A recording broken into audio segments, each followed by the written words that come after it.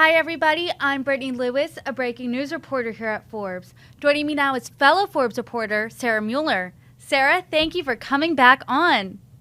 Of course, I've got a lot of exciting stuff to talk about. Good. Well, there was some big news that broke right before this next Eye on Iowa segment, and that was that Nikki Haley did announce that she's running for president.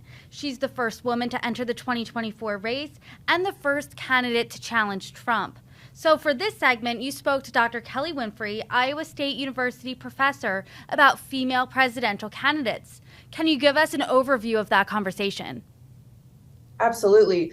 Dr. Winfrey is with Iowa State University, and she's done not only studies on women running for president and running for office, but she also does studies on how media and social media play a role in campaigning. So it's kind of a twofold interview where we got to talk about a lot of areas that we're going to face in this upcoming election. But to start, we obviously, like you said, have our first female candidate for the 2024 election. And she's such an interesting pick because Nikki Haley has been very outspoken, not only against people on the other side of the aisle, but within her own party with President Trump being kind of the most infamous. And obviously now she's running against him. So what challenges will she face in this upcoming campaign season, especially as she hits the ground in Iowa? And actually, since the time that we did this interview and that we're speaking now, she actually had her first couple of events here in Iowa. She was here in Des Moines, and she was also over in Eastern Iowa.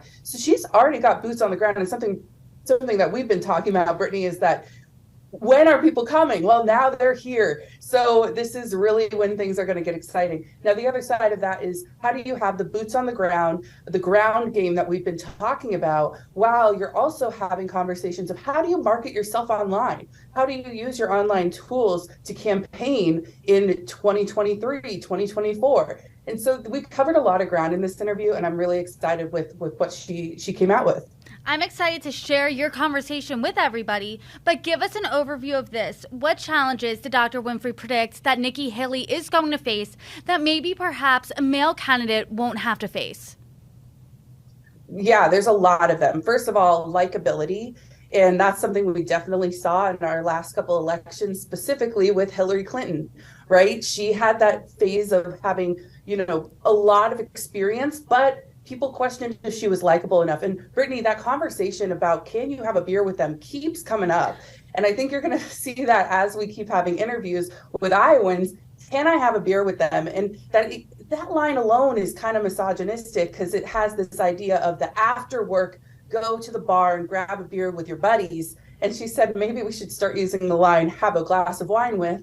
And I mean, that would be my preference. But she goes into how women not only face the likability clause, but also they kind of have to double down on issues that are seen as more feminine or more the caretaker role. So they have to address things that are more about education, senior citizens' concerns, something that takes a more matronly role.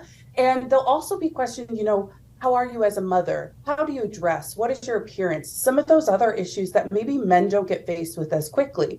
And so even though we've had candidates with really, really valid backgrounds, for example, even Nikki Haley has her background in the UN and, Secretary of State Hillary Clinton, they get asked these questions that are more feminine issues, so to say.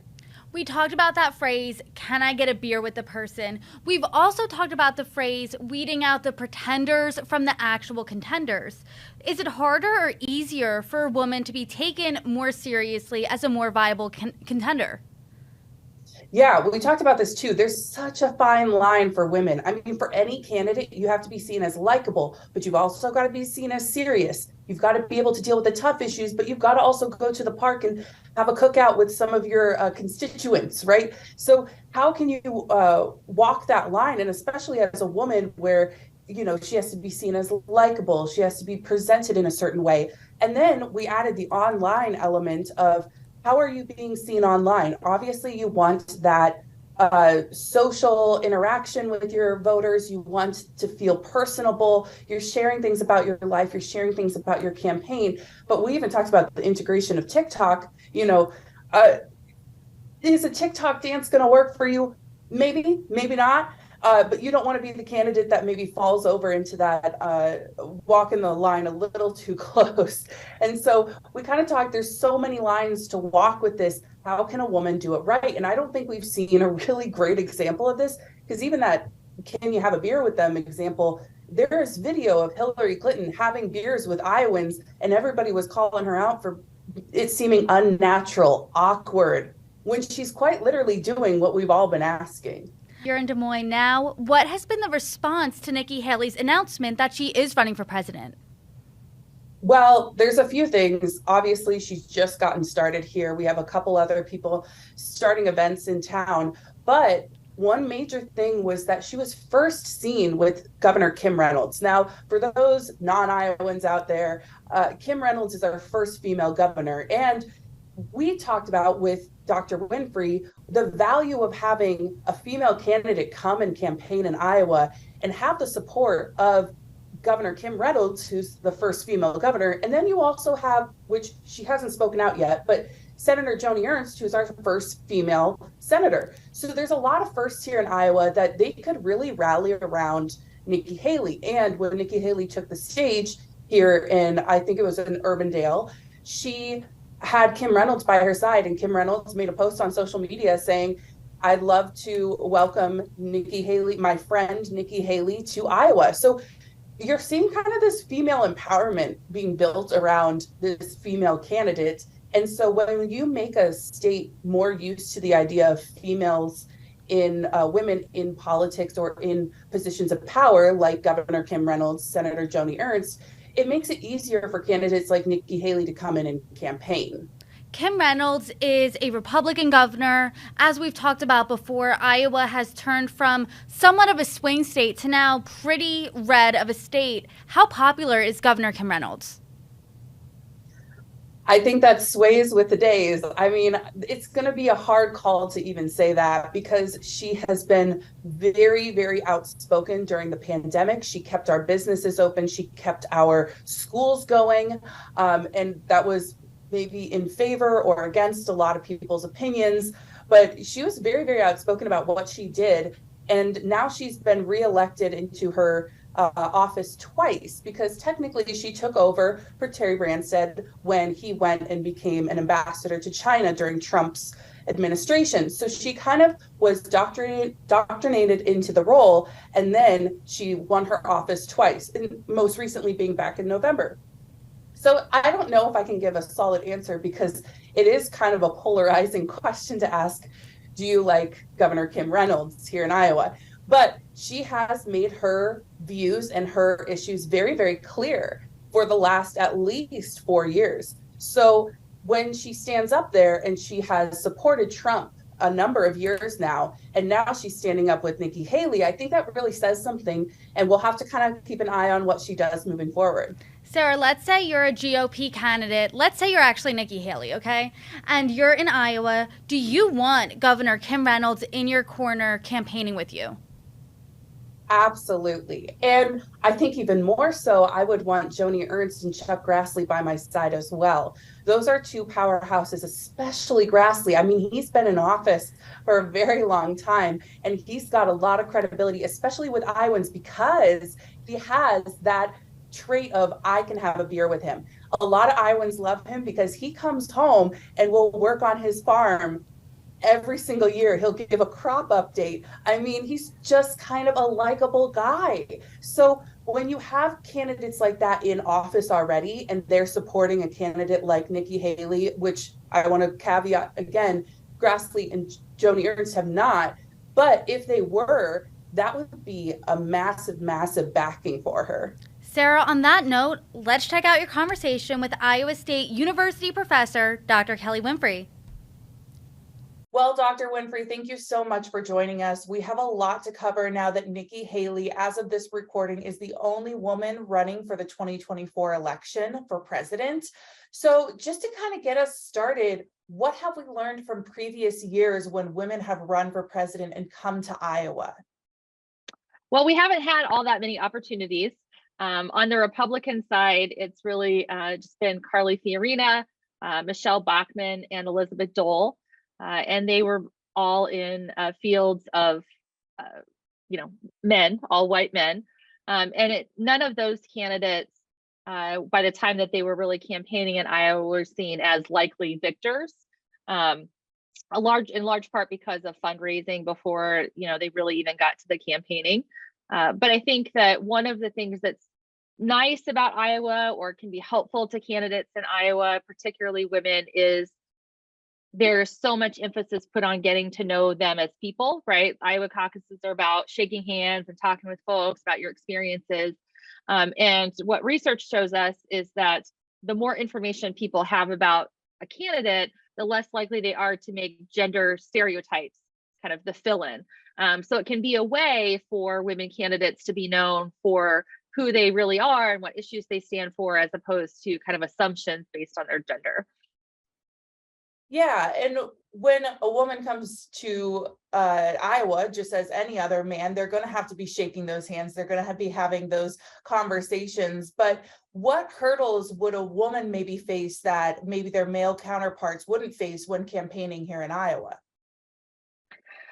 I think it's the same in a lot of places. There are still a lot of assumptions about women's roles, right? Women are still expected to be nicer, to smile more. And if they're seen as too abrasive, they're not liked. So some of the research that I've looked at is how women candidates are often seen as either, too masculine to be liked or too feminine to lead. So they really have to walk that narrow path of balancing both, gender expectations and who they really are, and demonstrating leadership abilities. Whereas male candidates, they don't really have to worry as much about being liked, though I think that's kind of part of the Iowa caucuses. But if a male candidate can be liked, that's a bonus. But if he doesn't have to be liked to be considered a good leader. So that's kind of an extra challenge of women having to negotiate all these expectations that they have, both as a political candidate and being a woman who is a political candidate. Well, one of our leaders here in Iowa is Governor Kim Reynolds, which is our first female governor in the state. What does that set a precedence for when you're talking about these leadership roles, when you're talking about these stereotypes that women are having to work at? Well, I think, we're in a very different place now in Iowa than we were, 2 or 4 years ago, both in terms of having Kim Reynolds as our first female governor. We elected Joni Ernst in 2014 as our first female U.S. senator, and we've had several women that we've sent to the U.S. House, really all since 2014. So seeing women in, executive leadership positions and federal leadership positions representing Iowa has become more standard. So I think that it's less jarring than maybe it was in, say, the 2012 race when Michelle Bachmann was running, or even 2016 with Carly Fiorina, because we're used to seeing that, right? We've had Reynolds elected, appointed or taking over as lieutenant governor, and then elected in her own right twice now. So that's really, I think, helped folks see the possibility of a woman in an executive leadership position. And she's done well with her constituents. She won the last election, I think, about by 18 points or so, pretty strongly.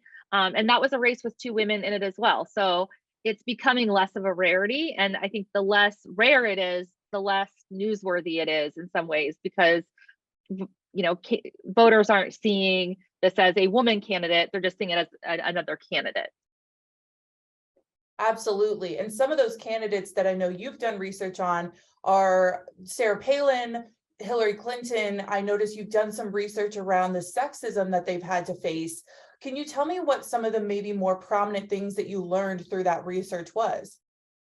Yeah, we actually, my co-author and I just had an article that's about to be published that looked at women since Sarah Palin and Clinton in 2008, and some of the media frames and conversation on social media about women.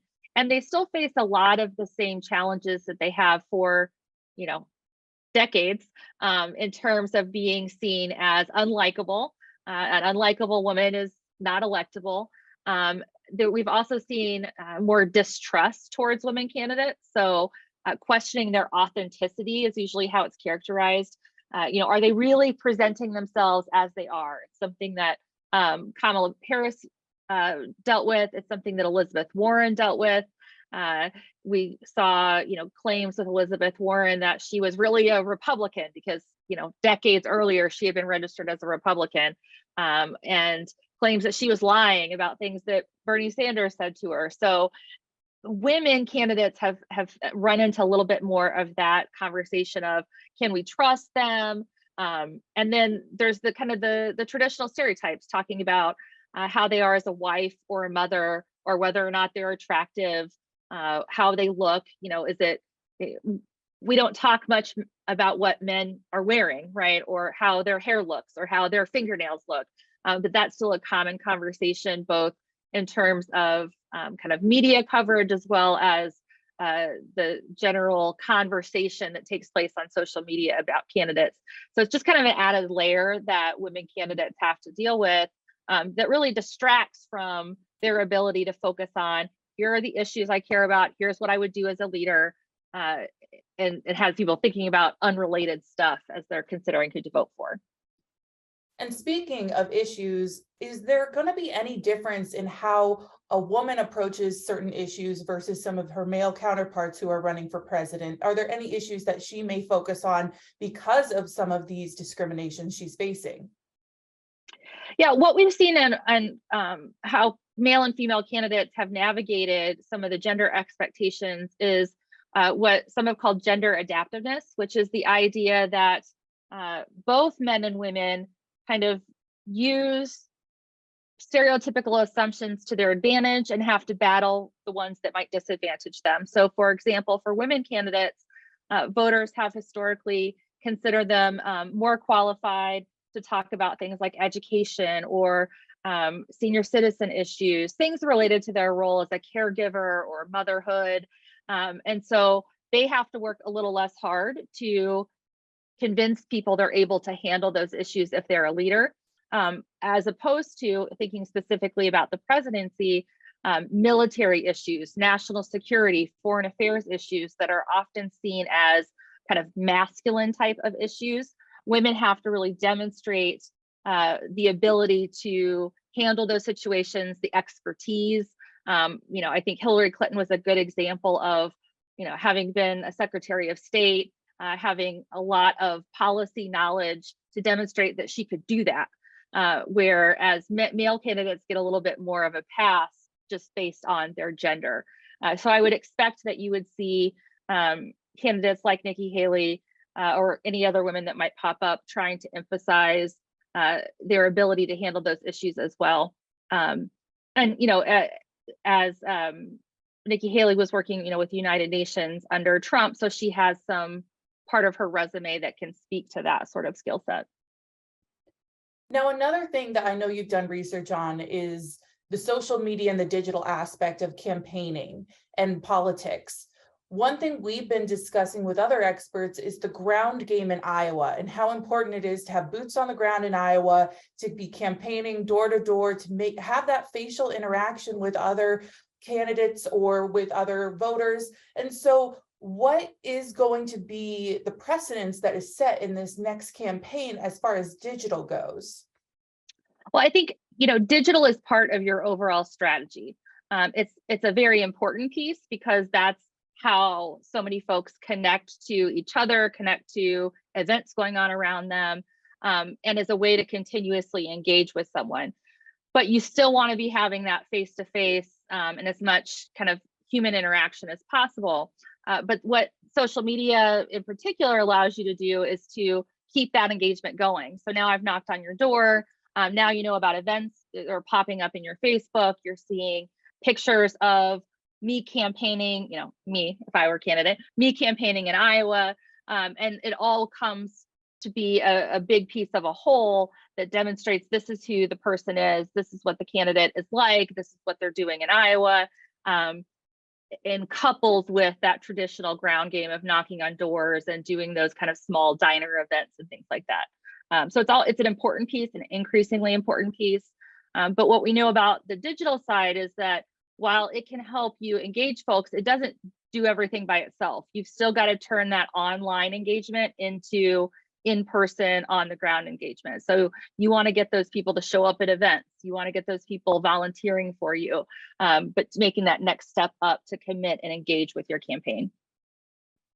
Now, is there a platform that we're seeing a lot of acceleration in campaigning? I mean, I know TikTok is a huge topic of conversation across the board, no matter what we're talking about. But as far as candidates go, where are they going online to interact with voters? And who are we going to see on those digital platforms as far as Iowa goes? Well, I think you're still going to see a lot on Facebook. It is still has the broadest demographic. It also has an older demographic, and those are folks that tend to show up for caucus events and to caucus on caucus night. So Facebook is still a really important medium.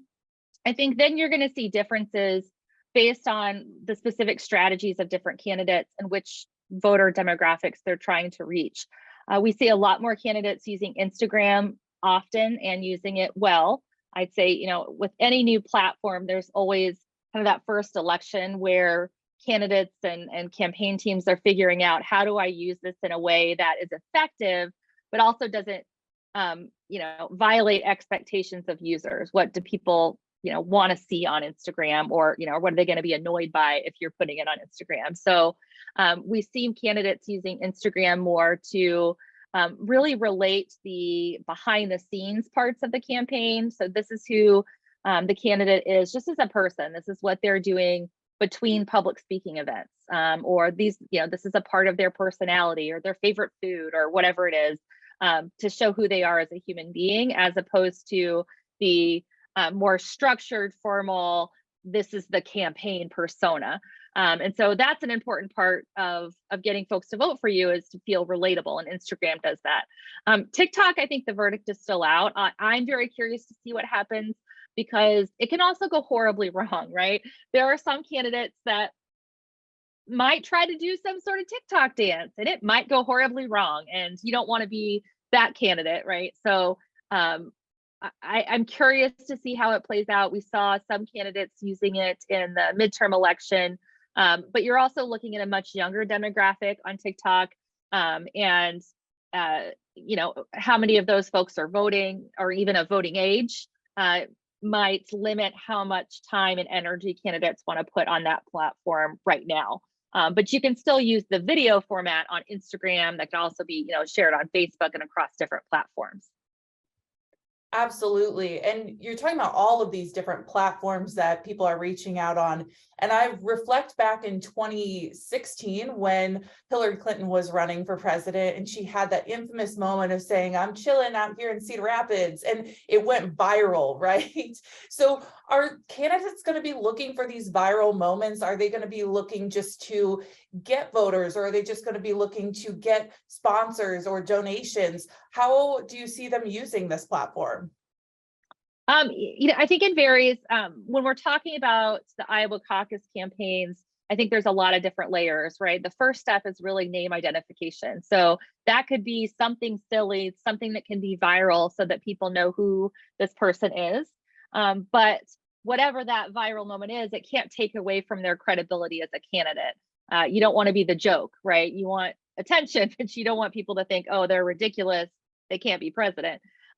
So you're going to see efforts to get attention and help people know what the name of the candidates are. I think you'll also see efforts to create a sense of relationship with voters, so that folks feel like they know who the candidate is. It's that idea of, I want to vote for someone that I can have a beer with, or an ice cream cone with, or whatever it is, but someone that I want to sit and chat with. And social media in general allows you to have at least the illusion of that sort of relationship with voters. So I expect that we'll see candidates using it to build that kind of homophily, that sense of similarity between themselves and the voters. But also, digital platforms are big for fundraising, because you can have quick fundraising drives to raise a lot of money quick. And fundraising is so important early on in a campaign, both to do the things you need to do, right? Iowa's not as expensive as some places to campaign, but it still costs money.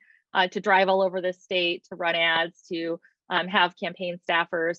So those fundraising goals are important for that reason, but fundraising also indicates that a candidate might be viable on a larger stage. If a candidate can't raise enough money to get off the ground in Iowa, then there's questions about whether or not they're going to have the ability to raise money for a national campaign. And social media platforms can be used in a variety of ways to increase that fundraising effort. I love that you brought out the point of, can I have a beer with them? Because that's been something that we've been circulating here in the newsroom and with other experts, is that is a key factor to Iowans when they're considering who they're going to vote for, who's relatable. And when I reflect on 2016 specifically, and going back to the conversation about women in politics, one of Hillary Clinton's big kind of faults to a general standard was that a lot of people felt like they couldn't have a beer with her, maybe. And so we're talking about this fine line for women. And how does that maybe play a role when they come to Iowa, in that can I have a beer with them standard that maybe caters to men? Yeah, I think that's an excellent point. And there were even, I'm remembering some video of Hillary Clinton literally having beers with folks in Iowa as part of a campaign event.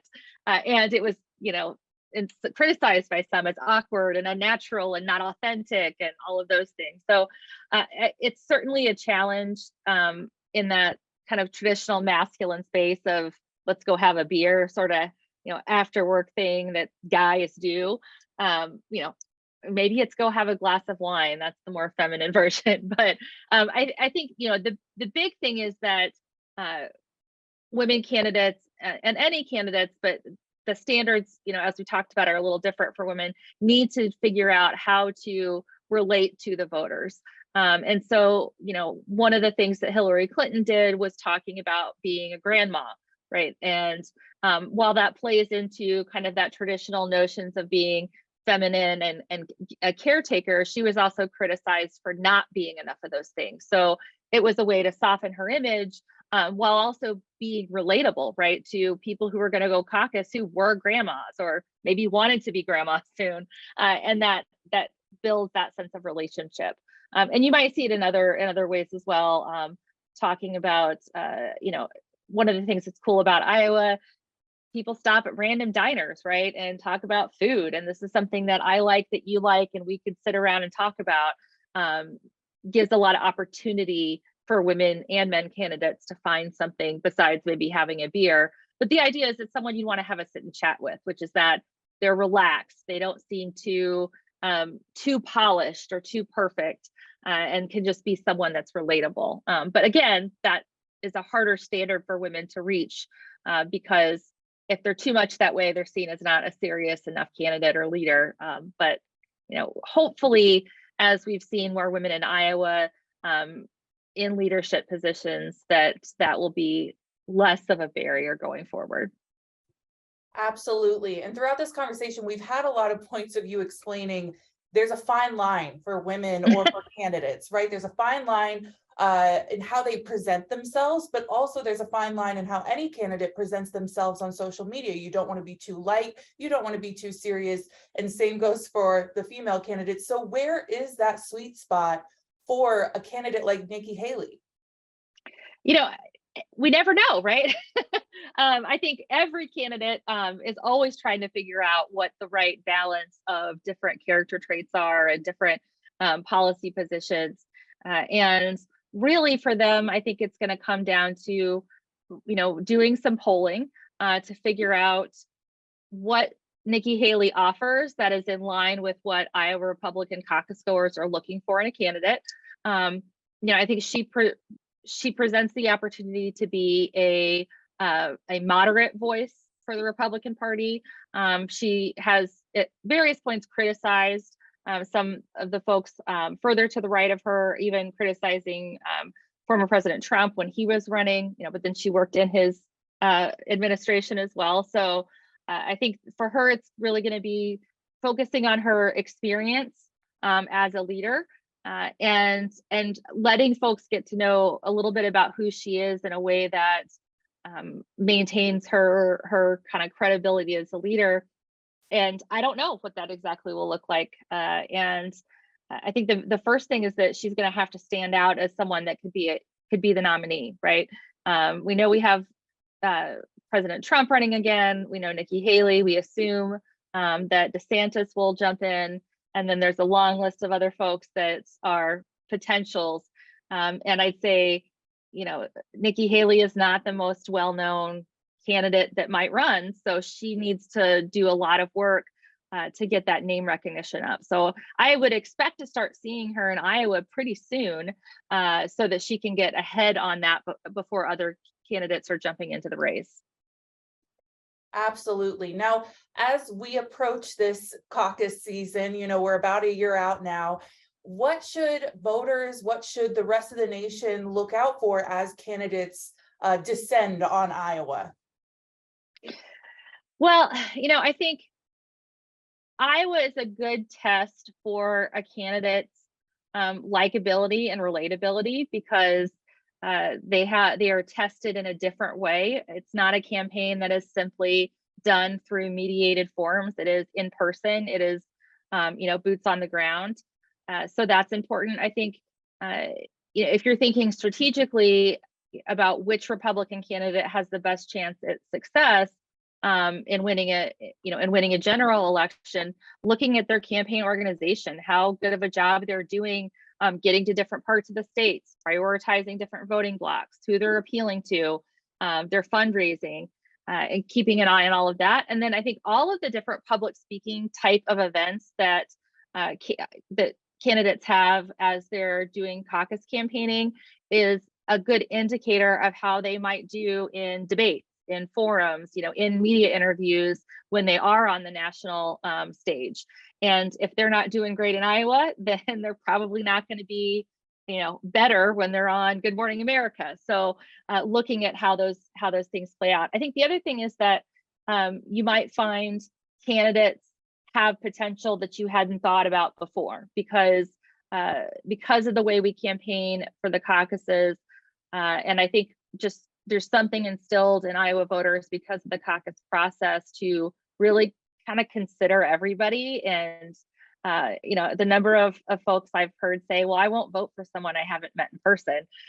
There's a different expectation. So if they can wow Iowa voters, then I think that they stand a good chance to do so on a broader scale. And we've seen a few instances of that, on the Democratic side, President Obama being one of the most notable. Not well known. People didn't think he could win a national election.